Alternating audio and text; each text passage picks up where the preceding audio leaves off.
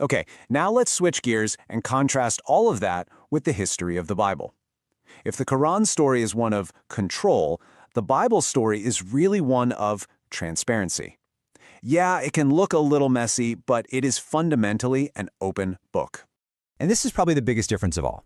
There was never a point in Christian history where one single authority, one Caliph Uthman, came along and ordered all the competing copies of the New Testament to be rounded up and burned.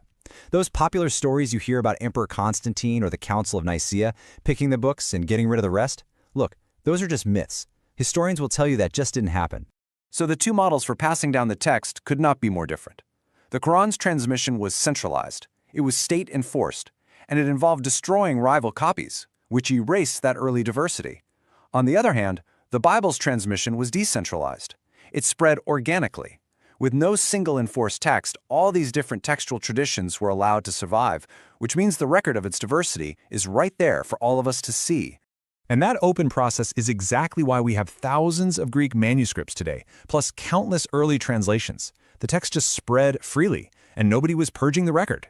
Now, yes, this absolutely resulted in a high number of visible variants, everything from simple misspellings to bigger additions like the longer ending of Mark's Gospel. But here's the amazing part. The result is that all the data is available. Nothing was systematically hidden.